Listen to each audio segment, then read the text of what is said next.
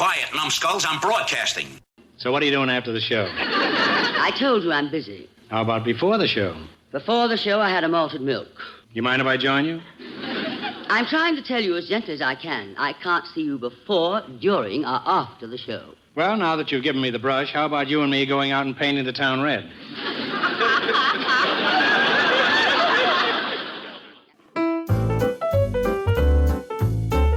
Hello, friends. I'm Jonathan Cross, and I'm glad you're joining me for another week of Classic Radio Rewind, where we dust off the greatest broadcasts from the golden age of radio and bring them back to life for a brand new audience.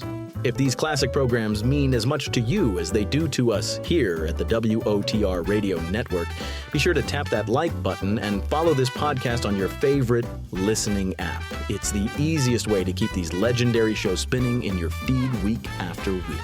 We've got a strong lineup ahead. Later in the show, we'll step into the world of true detective mysteries for an eerie tale titled The Horror in the Glass.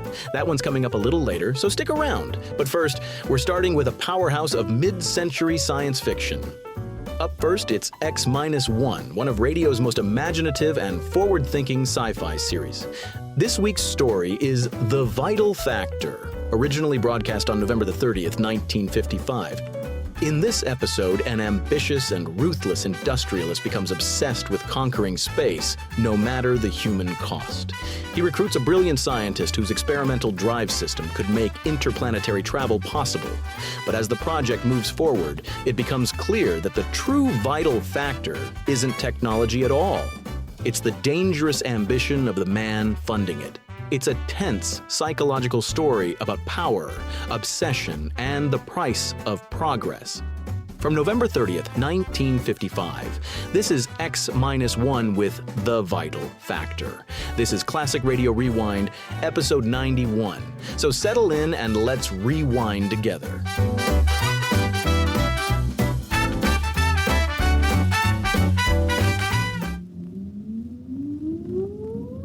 Countdown for blast off. X-5, 4, 3, 2, X-1, fire.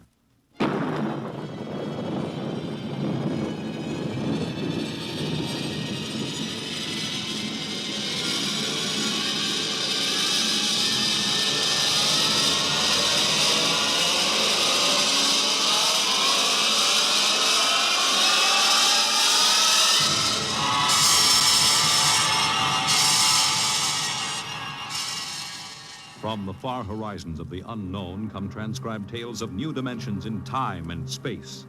These are stories of the future, adventures in which you'll live in a million could-be years on 1,000 maybe worlds. The National Broadcasting Company, in cooperation with Street and Smith, publishers of astounding science fiction, presents X-1.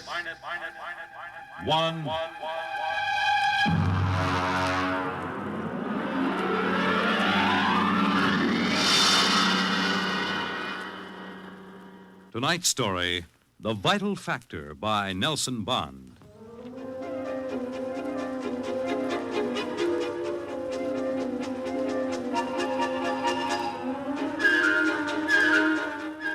I doubt that anywhere on Earth there's a man or woman or a child who doesn't know the name Wayne Crowder. I doubt whether there's a human being who hasn't at one time or another used one of the Crowder products. The can opener or the razor blade or the patented tooth powder dispenser or the Crowder improved slideless fastener. In the magazines which write about men of business, Crowder was described as a man of ice and stone and ink and steel. No warmth to his blood, and a heart to pump, not feel human emotion. And he built a battery of buttons into his desk so that when he wanted something, all he ever had to do was press a button, and like genies springing out of the bottle, the proper personnel would come running. Yes, Mr. Crowder? Get me my engineers. Yes, sir. Right away, Mr. Crowder.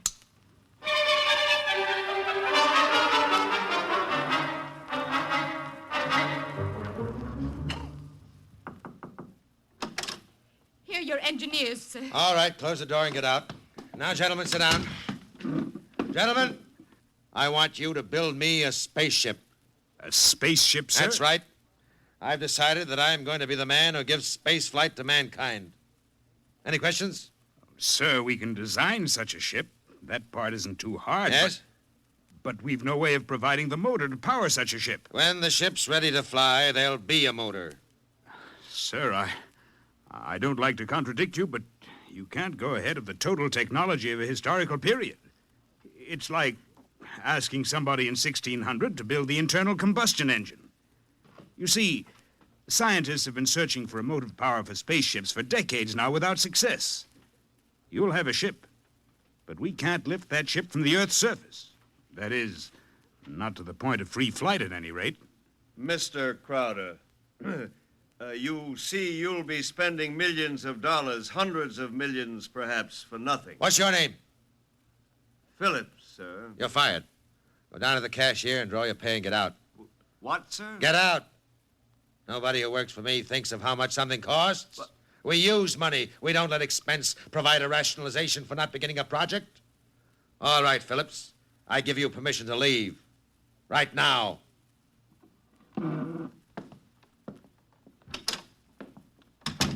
Any other comments? The ship will be built, of course, Mr. Crowder. The fact still remains, we can't power it. You design the ship, I'll find the motor for you. Where, sir? I don't know. But somewhere in the world there's a man who does know the secret.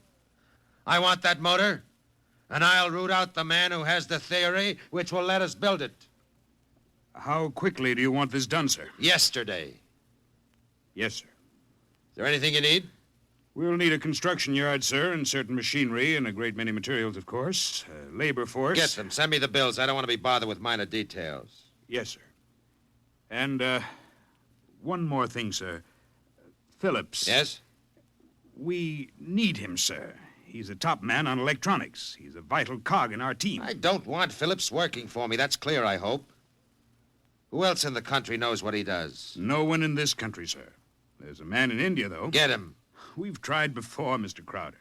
He's working on an important project in his country. I'm not concerned with details. Get that man, pay him what he wants, but get him. Sir, you don't understand. If this man quits his job, that whole project will collapse. It means the welfare of many people, millions of people in his country. He has a high sense of patriotism. Buy that sense of patriotism. That's all. I don't want to see any of you again until you have a report of work in progress. Yes, sir.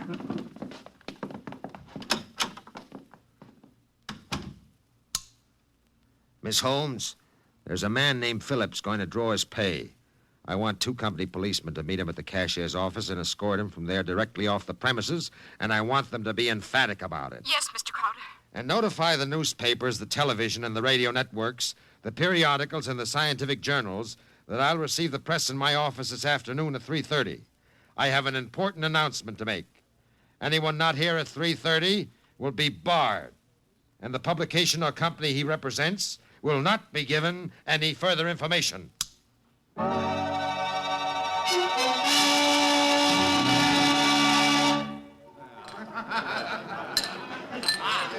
Gentlemen, you can finish your drinks later. Gentlemen of the press, and ladies, it's my pleasure to be able to tell you that I'm in the process of constructing a spaceship. Any questions? Did you say spaceship? That's right. That's what I thought you said. I knew the drinks weren't that strong. Mr. Crowder, is this spaceship under construction now? It is. You solved the problem of motive force, then? No, sir. Well, what sort of... You mean you have no means of propulsion for this spaceship? That problem is not solved as yet. Oh! It will be. That's why I called you in this afternoon. I want you to announce that I have $100,000 in cash, waiting for the man or woman who first brings me the basic idea for such a motor. I'll supply all equipment for research and construction, and I'll see that the rights of the inventor are protected and more than adequate royalties will be paid him or her. That's all I have to say now. Mr. Crowder, one more question, please. Yes? You have a name for this spaceship yet? No, not yet. Well, then let me suggest one. Yes? Crowder's Folly. Quiet! All of you, quiet! What is your paper? The Daily Times, sir. Miss Holmes, inform the company police that under no circumstances is any representative of the Daily Times ever to be allowed on company property again. Strike that paper from the list of those to be invited to future conferences.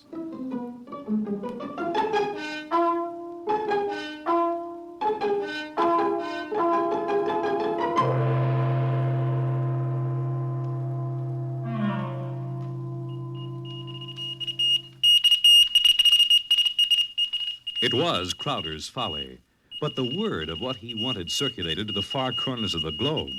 It was known in the white ice block huts of the Eskimos and in the grass-thatched villages of Central Africa, as well as places less remote. And the Crowder office became the Mecca and the heaven for the lunatic fringe of humanity. Their blueprints and scale models clogged its corridors. I told you I don't want these people in my office till they're screened. Now get out, get out!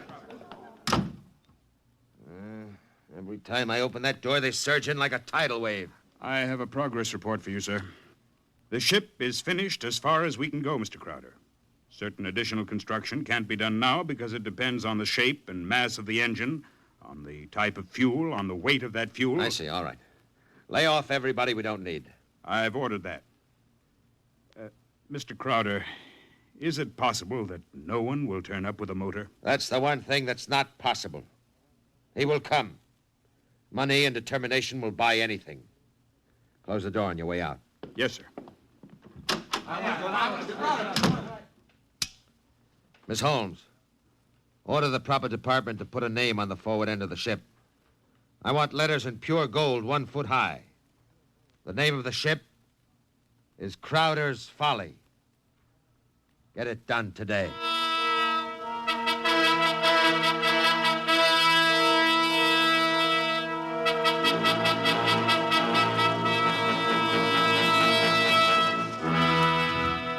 The sun came up in the morning, and the sun set at night, glinting rose on the silver sheen of the hollow ship's skin as it lay in the yard.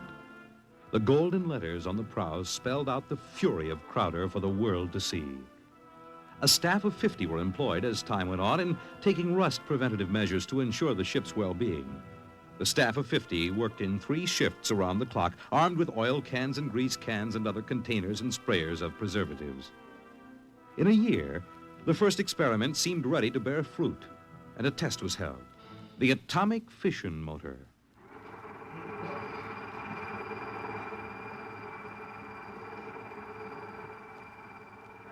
In exactly 45 seconds now, we'll hold the test, Mr. Crowder. The sound you hear is our generators here, building up power to supply the motor by remote control.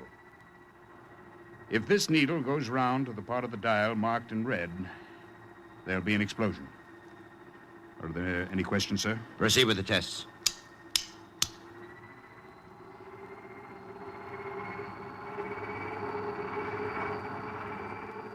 Watch the needle, sir.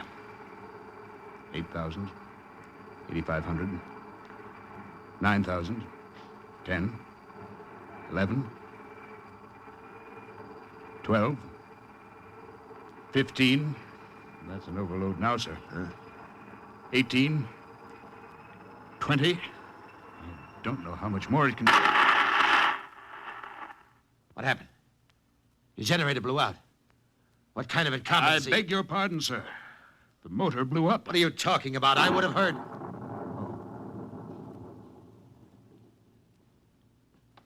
You see, sir, it takes a while for the vibrations of an explosion to travel 3 miles and then reach through 15 feet of concrete. I see. Well, there are other experiments in progress. Let me know when they're ready for testing. Yes, sir. Mr. Crowder, the inventor of that motor had to be right with it, of course, during the tests. He had a family. The fool knew what he was doing. He understood the danger. He was paid enough to be able to afford insurance. The cost of insurance on such a project was prohibitive, sir. Well, if his wife was thrifty, she saved out of what he earned this last year. His salary was relatively small, sir. Most of the money went for the research. He should have demanded an adequate salary. I haven't stinted on money. The fool failed. I have no further responsibility. Yes, sir. You want us to continue screening applicants? Of course. All right. Make a settlement on the widow. And don't turn anyone away if he seems to have the remotest possibility of success. I'm telling you, my man will come. Money and determination will buy anything. And strangely enough, Crowder was right. Because one day there came to his office a stranger, a small man. He looked even smaller in that tremendous room. He was an unusual visitor in that he carried no briefcase fat with blueprints or formulae. He was unusual in that he neither blustered, cowered, nor deferred to his host. He was a pleasant little stranger, bird-like of eye, movement, bright and smiling. Mr. Crowder, my name is Wilkins. I can power that ship you want. So? Of course, what I have in mind won't be anything like that meaningless, huge bullet your engineers built for you. Rockets are a foolish waste of time, sir. My motor requires a different sort of vessel. Where are your plans? Right here in my head. It so happens that I'm presently supporting half a dozen people who make the same claims. None of them have been successful. What makes you think your idea will work? Simple enough, sir. The common magnet. Huh? Electromagnetism. Utilization of the force of gravity, or its opposite in this case, counter-gravity. Oh, no. Oh, thank you very much. Now, if you'll forgive me now... Just one moment, Mr. Crowder. There's one thing more. This. Now, I've seen pieces of metal before, thank you. How high from your desk would you say that I'm holding it? I'm very sorry, Mr. Wilkins. Now, do you want to leave or do you want to be escorted out? Now, this will only take a second, sir. How high from your desk would you say that I'm holding this piece of metal? 1.5 feet, I'd say. And if I let go, then in less than a second, a fraction of a second, it should fall to your desk. Now, look, I don't want the surface of that desk marred. What will it be? You see, I have let go of the metal, is that right? Good Lord.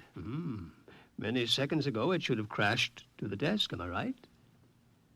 Well, this is incredible. Well, if you want to speak to me anymore, I'll be right outside. But it hasn't fallen. That's right, sir. It hasn't fallen. It floats in the air. That's right, sir. It floats in the air. How do you do it? Why don't you call your engineers and ask them? I'll wait outside.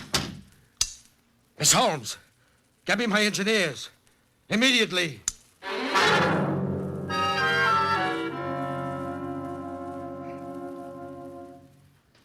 All right, Mr. Wilkins, you're quite right.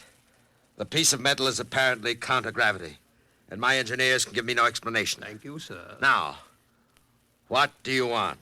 For my services? Yes. You've already set the price. To build a pilot model based on this sample, no great expenditure, 100th of the cost of your behemoth sitting out there in your building yard. 3 other things: a workshop, expert mechanical assistance, and an answer to one question.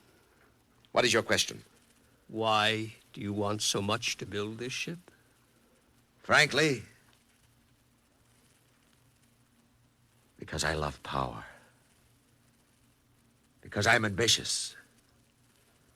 I want to be the first to conquer space, because if I can do it, it'll make me greater, richer, stronger than any man has ever been.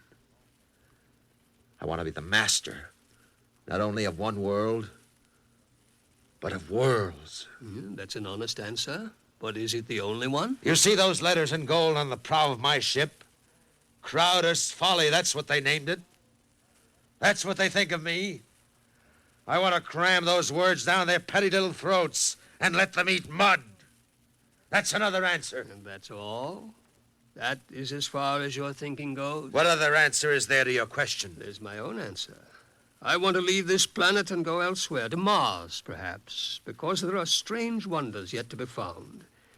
Because there will be scarlet sunsets over barren wastes. And in the star-strewn night, the thin, cold air of a dying world stirring in restless sighs across the valleys of the dry canals. Well, you may laugh out loud if you wish, Mr. Crowder. I would prefer that to the peculiar repressed smile you're now exhibiting.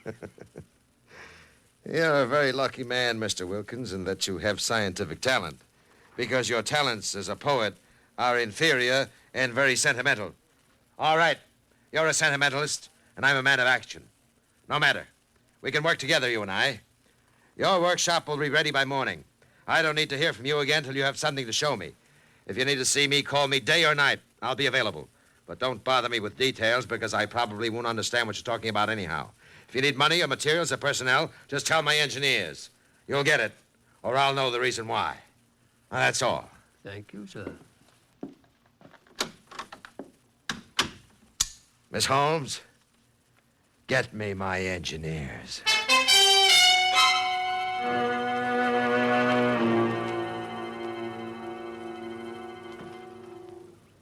Yes, Mr. Crowder? We have 50 men working on preserving that useless hulk out there in the construction yards. Lay them off. The ship will deteriorate if we do that, sir. Let it rot. Lay them off. Yes, sir. How many other employees are still working for us on the project? About 3,000, sir, including the people working on experimental motors. Get rid of them. Sir? Get rid of them. Mr. Crowder, I never thought you'd drop this project. You were so adamant I'm not dropping anything but deadwood. You saw what Wilkins had to offer. He's my man. And the rest is junk and nonsense. Mr. Crowder, he might fail. We ought to have a minimum of protection against... I say he won't fail. I know the goods when I see it. The rest is nonsense. Several of the experimenters were making much greater progress than I thought was possible. There are great opportunities there. I'm not interested. Not only in the field of spaceships, sir. One man has a motor no bigger than a football, which will drive an automobile 24 hours on 4 cents worth of fuel. It's almost finished, sir. Not interested. It will be of great benefit to mankind, sir. Your name will go down... My name will go down in history for this spaceship. The profits in such a motor, sir. I have more money now than I even know how to count. And when I make my space flight, I'll have more than that. Yes, sir. You just lay everybody off that isn't needed. Give them 2 weeks' pay and my thanks for a thankless job well done. And that's all. Yes, sir. I'll get it done, sir. Oh, one more thing. There's no need to let the folly rot. Dismantle it. Sell the basic materials we don't need. Salvage whatever will be useful to us. That's all. A year's work. Yes. In 10 years or 20 years, and I do the same thing. That's why you're an engineer, and I'm an executive. That's why you work for me. Because when I have to, I can be ruthless with my own mistakes. When a thing has lost its usefulness to me, I get rid of it. Well? I was just thinking, Mr. Crowder, what would happen to me if my usefulness to you were over? I've worked for you 20 years now. Just don't give me any occasion to consider your usefulness terminated. That oughtn't to be too hard. What? Nothing, sir. I'll make the arrangements at once. Who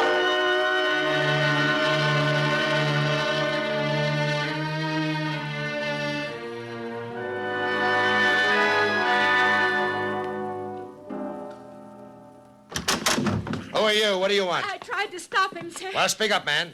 My name is Jarvis Ustuli. I'm an electronics expert. Oh, yes, I remember. You're the Indian. Come in, come in. But do you want me, sir? I can never... Never mind, Miss Holmes. Just stay outside. Close the door behind you. Sit down, Miss Ustuli. Thank you, no. I want to give you a gift before I leave. Oh? You leaving? I thought we still needed you. I resigned. Sorry to hear that. I'm told you're a good man. I want you to understand what's behind this gift. Huh? I was working on a power project in my country which would have meant a tremendous rise in the standard of living for millions of my people. I was unable to resist the money you offered. Well, had you resisted, even more money would have been forthcoming. I placed no limit on your worth to me. I understand. But you see, I did not come without a sense of guilt, because there was no one in my country who could take my place. I would assume that. And now I discover that what I did was for nothing. The spaceship on which I worked is being dismantled. That's right. So I have been corrupted by you at a whim. I think you have too much power, sir. I think you use your power for evil, selfish purposes. Selfish, yes. Evil, no. Only sentimentality is evil. I think otherwise. And so, in order that you shall not corrupt anyone else, I have this gift for you. Here you are, sir. And just one more shot for good measure to make sure you're really dead. Good.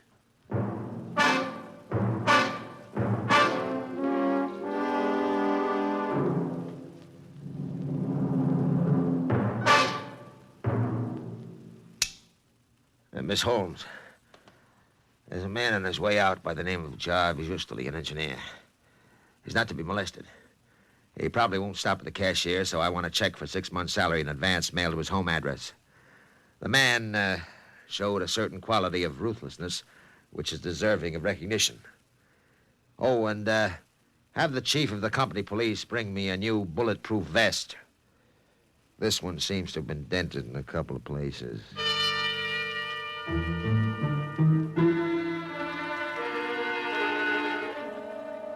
The new spaceship, according to Wilkins' plans, as executed by Crowder's engineers, was finished within 4 months. It was small, it was shaped like a disc. It gleamed brightly even in the smoky haze of an October sunset. Inside, Crowder and Mr. Wilkins, in a small cubicle at the heart of the machine, sat surrounded by many instruments of a complicated nature. Outside, huge crowds gathered to witness the test. They stirred and murmured, waiting restlessly, as inside the control room of the craft, Wilkins installed the final secret part he had not revealed to those who built his driving apparatus.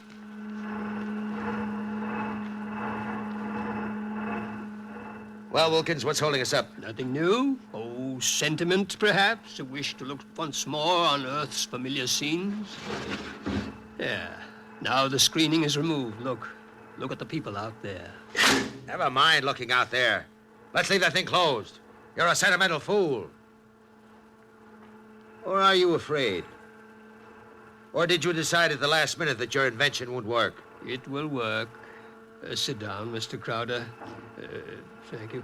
Do me a favor. When I press this button, will you please press the button on the arm of the chair in which you're seated?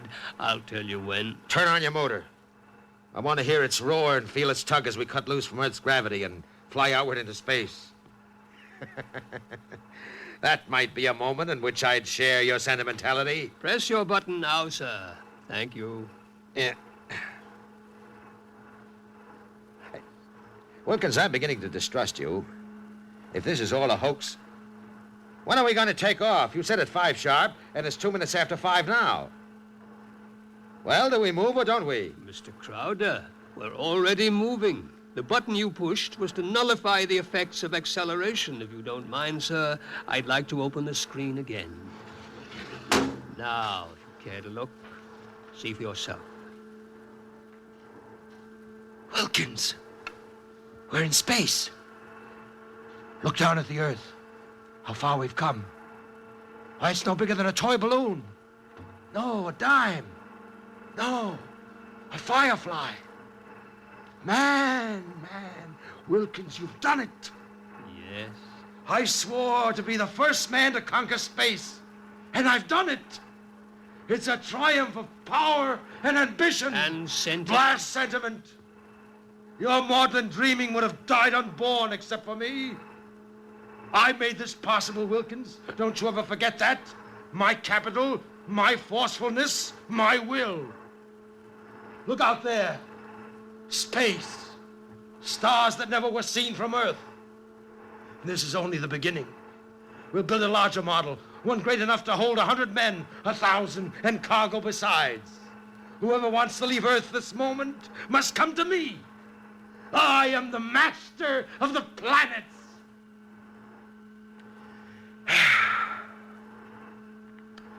All right, Wilkins. Turn back now. No. Huh? I said turn back.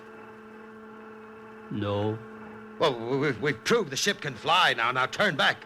I want to start work at once in preparation for the long flights to come. Not so.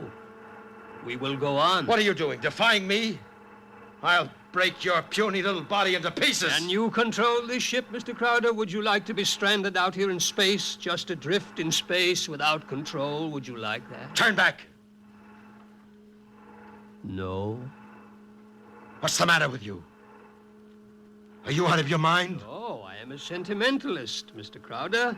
Your money and ambition paved the way, that's true, but sentiment was the vital factor that sent me to you. Sentiment, sir. You see, Mr. Crowder, I wanted to go home. Home? Home? You are out of your mind. You will forgive me if I remove these primitive clothes? Who are you? Oh, it's all right, Mr. Crowder. I hold no special malice toward you. There's no need to be so terrified because you've had your first close look at a Martian.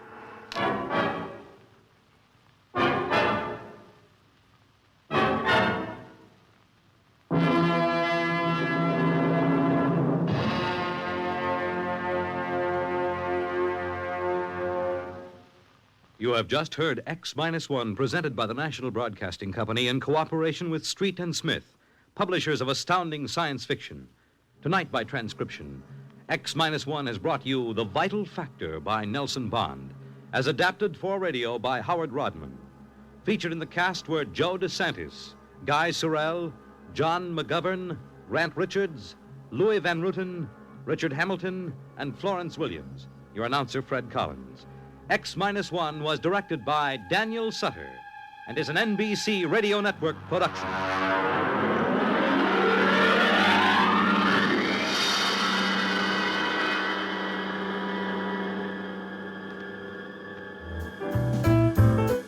You just heard X-1 with the gripping story, The Vital Factor, first aired on November 30th, 1955. A chilling reminder that sometimes the most dangerous force in the universe isn't out there among the stars. It's human ambition, right here at home. Now let's shift gears into the realm of crime and the supernatural.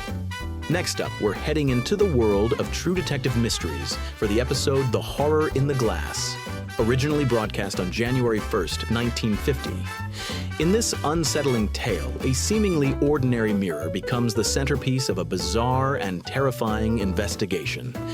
Strange visions, unexplained deaths, and a trail of clues lead detectives into a case where the line between reality and illusion begins to blur. It's a haunting mystery that mixes classic detective work with an eerie twist. From January 1st, 1950, this is True Detective Mysteries with The Horror in the Glass.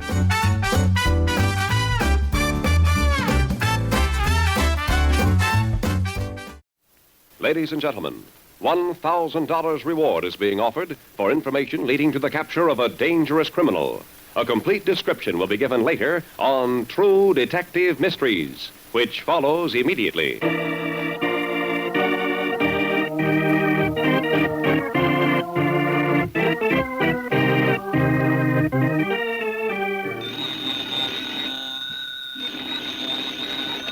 Hello? Hello? Oh, Henry? Hold the phone! Hold the phone! It's time for O. Henry, Public Energy #1. Yes, it's time for O. Henry, America's famous candy bar, to present transcribed True Detective Mysteries.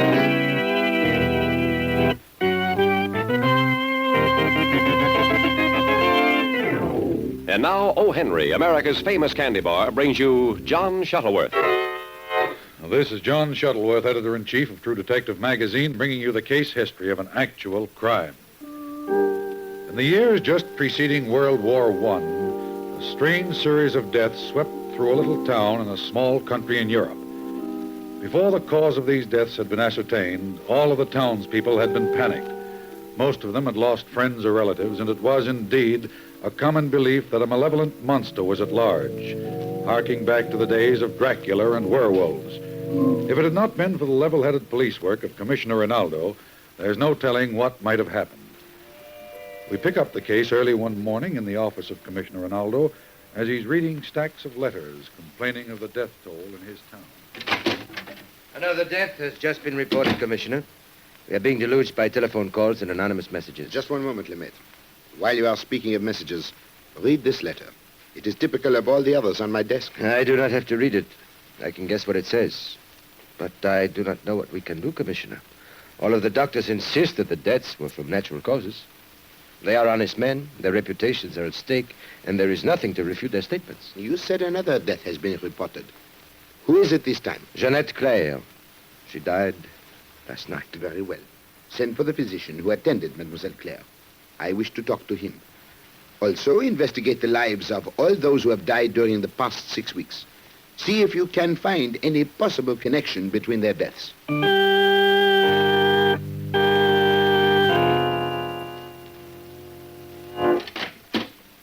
I understand you sent for me, Commissioner, and Dr. Godin. Yes, Doctor. Thank you for coming so promptly. I wish to discuss the death of Jeannette Claire with you. I understand you were her physician. I attended Mademoiselle Claire. Dr. Godin, you told me the other day that all of the recent deaths of the people in this town whom you have attended were from natural causes. Do you still believe that? Yes, I do. This hysteria that is sweeping through the town is without foundation. Jeannette Claire had a bad case of influenza. There was nothing mysterious about her death, I assure you. It is difficult to make people believe that, Doctor. They are in the grip of a terrible fear, and they are demanding that the police take some action. There is nothing for the police to do in these cases. Perhaps not, but the townspeople believe that there is an inhuman monster in their midst, ready to swoop down upon them at any moment. I was hoping you could help me. The only suggestion I can offer, Commissioner, is to print an article in the papers that we doctors are all agreed that there is no cause for alarm in the recent deaths. You know that has already been done. It has made no impression whatever on the superstitious fear in our town. There is nothing I can do if people are foolishly superstitious. But the deaths are too numerous and too sudden. Is there not something unusual about a strong woman like Jeannette Claire dying of influenza after 2 days of illness? Emphatically not. Perhaps you are right, Doctor. These letters may mean nothing, but in spite of your denial, I am not so sure. As Commissioner of Police, I can no longer ignore the frightened appeals of a terrified populace. I am going to find out whether or not these letters have a basis in fact.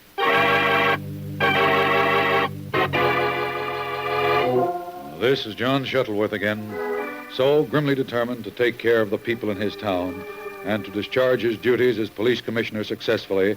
Commissioner Rinaldo began to probe into the darkness of these mysterious deaths. In just a moment, we shall hear what happened, but first it's time for O. Henry.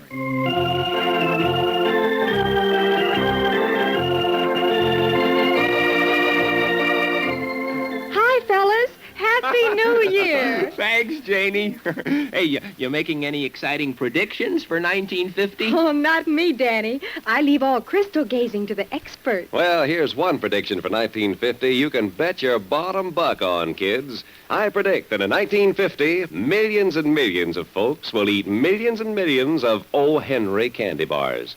Yes, after more than 30 years of consistent popularity, it's plenty safe to say that in 1950 and for years to come, candy lovers everywhere will go right on enjoying O. Henry's mouth-watering flavor combination of smooth, velvety fudge, blended with a luxurious taste of tender, buttery caramel, enriched by generous clusters of crisp, golden roasted peanuts, all thickly coated with the melt-in-your-mouth goodness of pure, rich, real milk chocolate. Yes, this year, next year, or any year, it's always time for real eating fun. That's O. Henry, Public Energy #1. Thank you. Now back to our true detective mystery.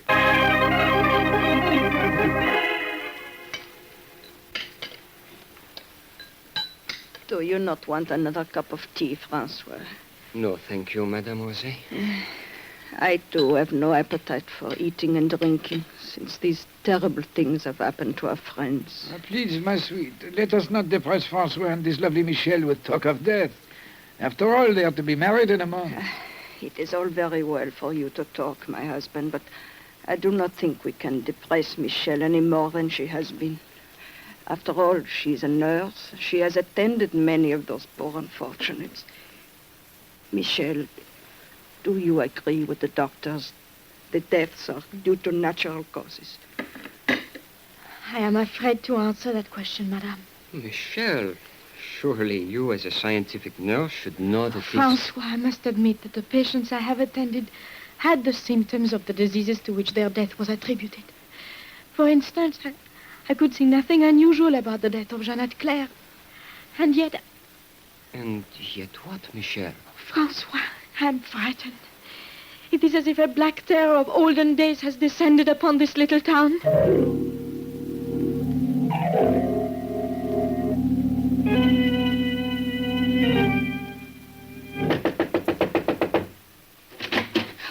Madame, you have been away the whole night. How is my boy? Oh, your boy is fine. Tell me, how are the Rosés? I understand that husband and wife were both taken ill. Is that true? Tell me. Give me my boy, mademoiselle. Did the Rosés tell you what has happened to them? Dead. Both of them. The doctors say it was from eating mussels. Oh, do you believe the mussels killed them, Michel? Do you? Do you? I do not know. Do not ask me. I do not know. Just give me my boy.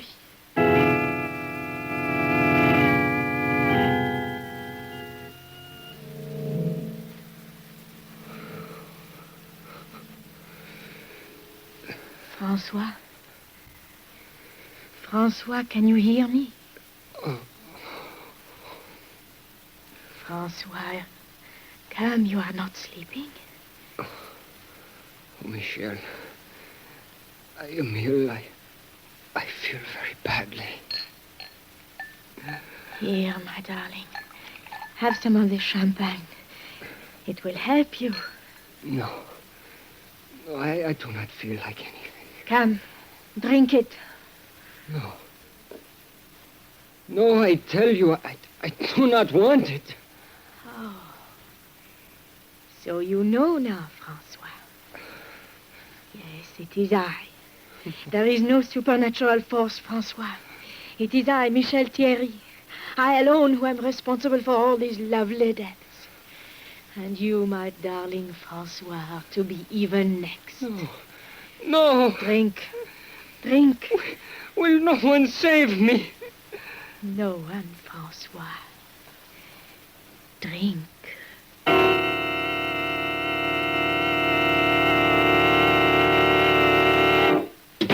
Well, Lemaitre? Another death, Commissioner. Who is it this time? Mademoiselle Torini. Torini. Yes. She died of ptomaine poisoning a few minutes ago. When will it stop? When? What is it? I don't know. 2 days ago, it was François Coquille. This morning, Mademoiselle Torini.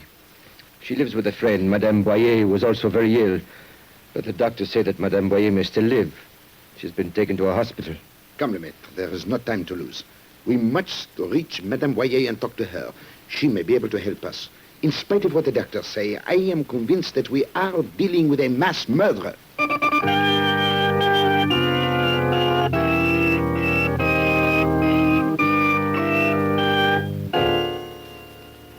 I'm sorry, Commissioner. I cannot let you talk to Madame Boyer. In any event, it would do you no good if I allowed you in the sick room. She's very ill and may not regain consciousness for hours. Very well, Dr. Goodnow. You will, of course, let my office know the moment she is able to talk. Of course. Come, Lemaitre. There's nothing more for us to do here. I do not know what else we can do, Commissioner. Think. That is what we must do. Somewhere, somehow, there is a connection between all of these deaths.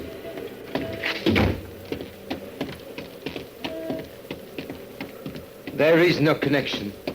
All kinds of people have died, old and young, men and women. Whatever it is that is killing these people, there is no motive behind it. No motive, Lemaitre. There must be a motive, just as there must be a method. I will not believe in a supernatural cause for these deaths. We must find some person who has had access to the homes of all these people who have died. Some person who can come and go as he pleases without fear of arousing suspicion. There is no such person. All of these people were attended by reputable physicians and had the best of care. Why, Mademoiselle Torini died in the arms of Michel Thierry. Yes, now that you mentioned it, so she did. And who attended François Coquille in his last illness? Michel. But she was engaged. Yes, and who nursed Monsieur and Madame Rosé? Michel again. But surely, Commissioner, you do not think... Go back to the hospital and... No. Check on all the other deaths. See whether Madame Thierry was the nurse. Then go back to the hospital and wait outside the room of Madame Boyer. I am going to pay a call on Michel Thierry.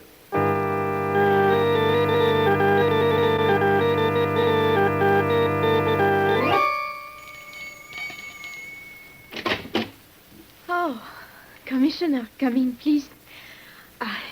I must apologize for the condition of the house, but I have had so little sleep in the past few weeks that I was not... That is perfectly all right, Madame Thierry. I wish to question you about the many deaths we have had during the past few weeks. Oh, well, of course, Commissioner, but I do not understand how I could... In your capacity as nurse, I thought you might throw some light on these deaths. I assure you that anything you tell me will be regarded as strictly confidential. I understand, Commissioner. Now, have you noticed anything unusual? I am in a peculiar position, Commissioner. A nurse is not supposed to have opinions of her own. She must accept what the doctors tell her. And as you know, the doctors say that the deaths are from natural causes. I realize your position, madame, but this is a matter beyond mere professional ethics. It is life or death. I think you had better answer my question quite frankly. Very well, monsieur. All the sick people I have seen have had the proper symptoms of the diseases to which the doctors attributed their deaths. In all cases, the symptoms have been different. Is that all you have to say? No, monsieur. I cannot help but feel, no matter what the symptoms, that there is something mysterious going on. A hidden power seems to be at work. Are you serious about this? I may feel differently when I have rested. I have not been to bed for 3 nights and I have scarcely eaten at all. The death of my fiancé was a terrible shock to me. I had hoped you could throw some light on the deaths, madame, but if you take the same suspicious approach that the rest of the citizens do, we will get nowhere. What put the idea of the supernatural into your head? Excuse me, Commissioner, I feel faint. I need some stimulant. I'm too tired to think clearly or to be of any use to you. Here is some wine for you, too. Thank you. Now, madame, what put the idea of the supernatural into your head? I do not know the answer to that question. Feeling as you do, madame, it seems to me that you were very brave to continue nursing the sick or the dying. You are not afraid? For myself, no. But I have a little 4-year-old son. And if anything happened to him, I would die. However, I cannot refuse to help when sick people send for me. Can I, monsieur? No. You are very brave. Are you not going to drink your wine, monsieur? In a moment. It is excellent wine, and of a very good vintage. It has a nice bouquet. Yes. Let us drink together, Commissioner. Let us drink to an end of this horrible death. I will drink to that with pleasure. I am very sorry. How clumsy of me. Not at all, monsieur. I will get you another glass. No, thank you. Do not bother. I have work to do. I'm sorry that I could not be of more help to you. You look tired, monsieur. I trust that illness will not descend upon you.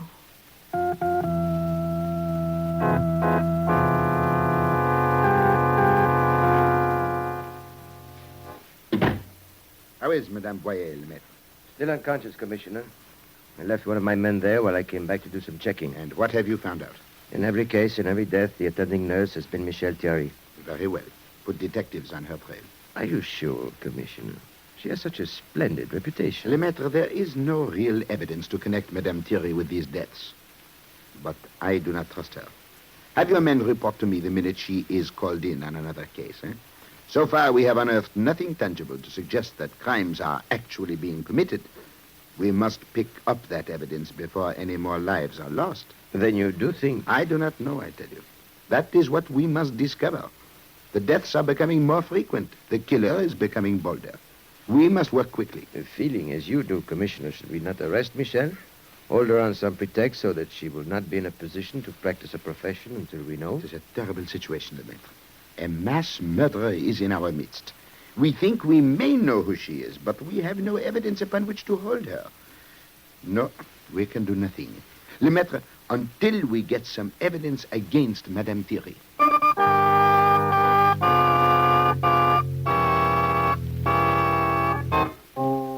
This is John Shuttleworth. So, Commissioner Rinaldo found himself truly in a terrible dilemma. He believed with all his heart that he had uncovered the person responsible for the wave of deaths which had swept over his little town. But legally, he had no choice but to allow this terrible woman to continue to practice her profession as a nurse, hope that he could avert another tragedy, and at the same time seek to gather enough evidence to prove her guilt. In just a moment, we shall hear whether or not he was successful, but first it's time for O. Henry. Say, Danny, I wonder if they'll have a special name for the 1950s. What sort of a name, Janie? Oh, something like the Roaring Twenties that folks talk about, or those fabulous 40s. Well, kids, with so many people concerned about the high cost of living, I suggest the thrifty 50s. And right in line with that thought, there's that wonderful food and flavor bargain you get when you spend a nickel for one of those new, bigger O. Henry candy bars. Just think of it. At candy counters and candy machines everywhere, just 5 cents buys you that mouth-watering, mellow-rich O. Henry flavor feast of thick, velvety fudge, covered with a luscious layer of soft, creamy, smooth caramel, enriched with the golden goodness of crisp, fresh-roasted peanuts, all generously, thickly coated with pure, rich, real milk chocolate. Believe me, a bigger, better, tastier nickel's worth you'll never buy. So remember, be thrifty in 50 with real eating fun. Ask for O. Henry, Public Energy #1. Thank you. Now back to our true detective mystery.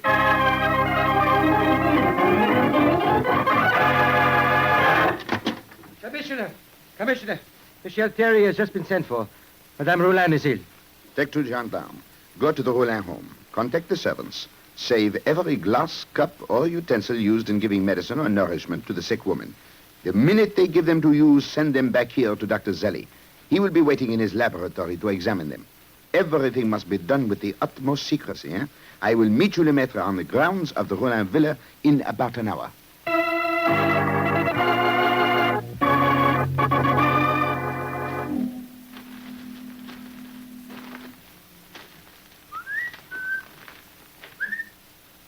Lemaitre? Yes, Commissioner. As you instructed, I made friends with the servants. Any results? Here is a glass in which Michel Terry gave her patient medicine a few moments ago. Good. How did you get it? One of the maids took it before it was noticed and slipped it out the back door to me. Excellent. And how is Madame Roulin? Much worse. Her condition is fast becoming alarming. Eh bien, take the glass to headquarters. You will find Dr. Zelli in the laboratory waiting. Rush the report on his examination back to me and bring Dr. Zelli back here with you.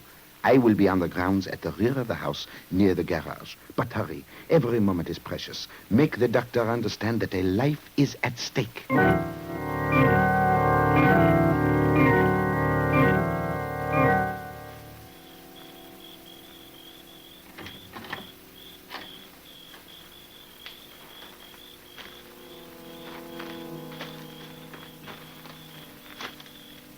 Who is there?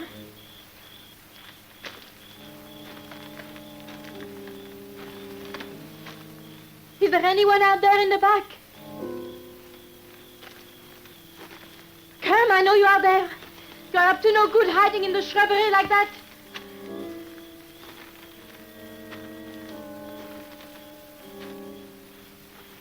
Oh, I must be getting a case of nerves. I could have sworn I heard someone out there before. Oh, so Michel, as one gets older, one hears things. And sees things, I have no doubt.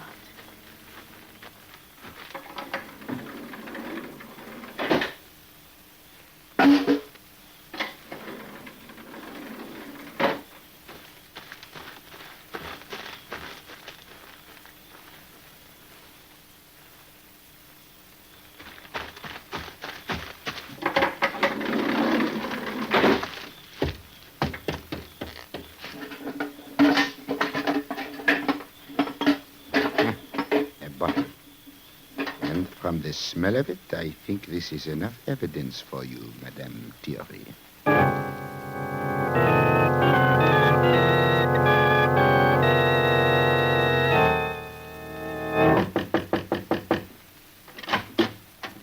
Yes, Commissioner, what is it? Monsieur Roulin, I wish to speak to the nurse at once. Why? Because I am frightened for the safety of your daughter-in-law. Where is the nurse? What do you mean? Later, Monsieur Roulin. I have no time now. You have no time, Commissioner. No, there is no hurry. My daughter-in-law died a few minutes ago. The nurse is still with her in the room above this. Where is the doctor? The doctor is gone, monsieur. There was nothing he could do. Perhaps not, but there is something I can do, and right now. My patient has died, monsieur. I must ask you to leave. And I must insist upon staying. What? What do you mean, monsieur, by invading the sacred privacy of this room? You and I will both stay, madame, until Dr. Zelli arrives. Dr. Zelli? What has he to do with this? He was not the doctor for Madame Roulin? Of course not. And you know very well who Dr. Zelli is. He is the doctor in the police laboratory. What have I to do with doctors in police laboratories? Have I not had enough trouble with doctors already without your bringing others to plague me? You will not be plagued long, madame. If I am not mistaken, here is the doctor now and my assistant, Sergeant Lemaitre. Yes, Lemaitre, do you have news for me? Yes, Commissioner. The cup that I took to the laboratory had traces of poison in it. That is all that is necessary. Arrest Michel Thierry. What? Have you taken leave of your senses, Commissioner? Oh, no. Michel Thierry, I charge you with a terrible series of crimes. You are the death-dealing monster of this village. You yourself are the evil force you told me was in this town. That is not true. I'm a gentle soul and would not hurt anyone. Ask my patients. They love and respect me. Your patients, madame, are dead. Well, that is not my fault. I have been a good nurse. It will do you no good to deny your guilt. The gendarmes have exhumed the bodies of all the people cared for by you who have met death. You were very clever. You only administered poison after you had been called in to tend a sick person whose illness had already been diagnosed by a physician. When the patient died, the doctor, not having been present at the time of death, took your word the patient died of natural causes, the original diagnosis. So you had better confess, and at once. You cannot make me confess. You cannot. It is useless to lie. Tell us, madame, why? Why did you murder all these people? What did you gain by it? I do not know. I do not know why. All these people, I wanted to see them die. They were so afraid. I loved Francois, but when I was nursing him, I was overcome by the desire to watch him go through the agony of death. It was something I couldn't control. He was so afraid. I wanted to see him as he died. I wanted to watch them all die.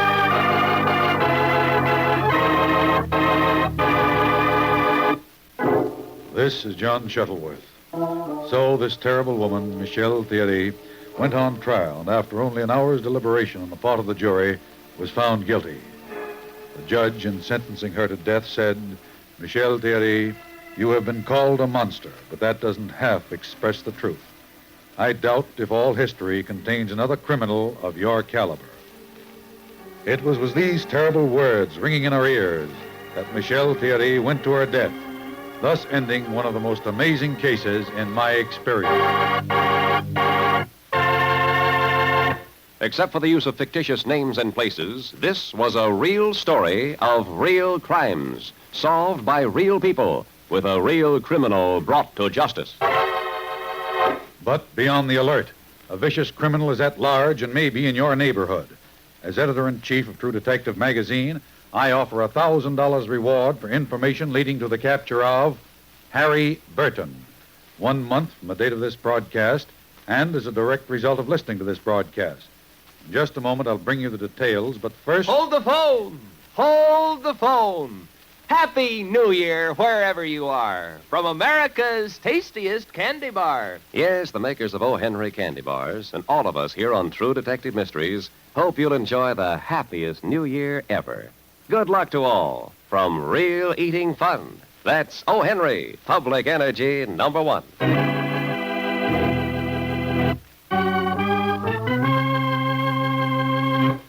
Now, here are the details regarding the wanted criminal. Harry Burton is wanted for questioning in connection with the brutal murder of Robert Crane, committed during an armed robbery in Los Angeles, California, on October 1st, 1947.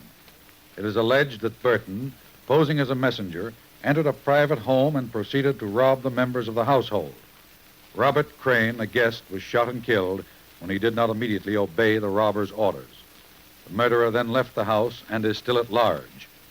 Harry Burton, true name Halliburton, is 44 years of age, 5 feet 10 inches in height, weighs about 175 pounds. He has brown hair and gray eyes. The fugitive has the following marks of identification. His face is covered with burns resembling small pox marks caused by the explosion of a piece of metal when he was working as a welder.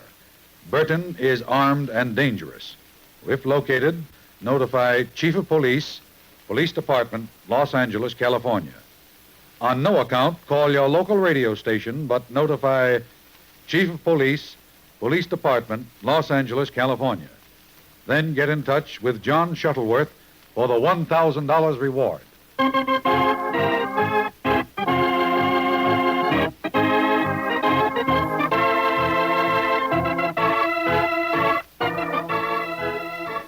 Be sure to listen next week when O. Henry, America's famous candy bar, again brings you John Shuttleworth with another thrilling dramatization of an actual crime case adapted from the pages of True Detective magazine.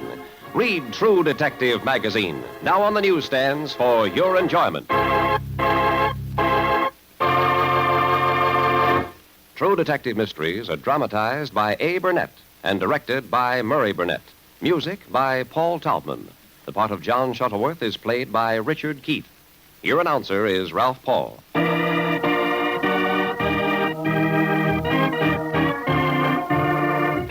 This program was transcribed from New York.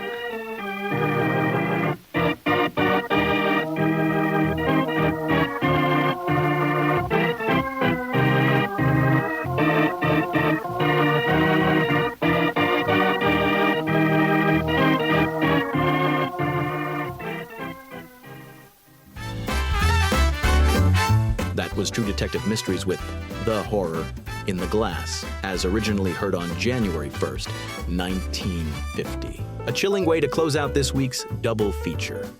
Before we wrap up, a quick programming note for Old Time Radio USA.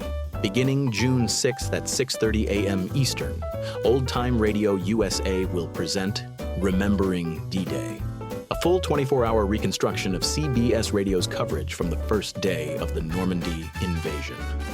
With CBS Radio having recently signed off for good, this tribute feels especially meaningful. It's a powerful, historic broadcast you won't want to miss. If you're enjoying Classic Radio Rewind, make sure to hit like and subscribe on your podcast app so you never miss an episode. And don't forget, the WOTR Radio Network brings you 4 live streaming stations, each dedicated to a different corner of classic radio entertainment. We've also launched a brand new podcast dedicated entirely to The Whistler. Every surviving episode, starting from the very first, released in chronological order. New installments posted daily. We thank you for listening, and we invite you to join us again next week for another 60-minute dive into the golden age of radio. So, for Classic Radio Rewind and the WOTR Radio Network, this is Jonathan Cross reminding you to keep the dial right where it is.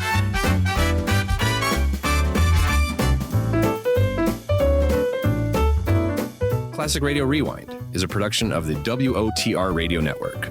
For more Classic Radio Rewind, and to listen to any of the WOTR Radio Network stations, go to www.wotrradionetwork.com. You're listening to the WOTR Radio Network.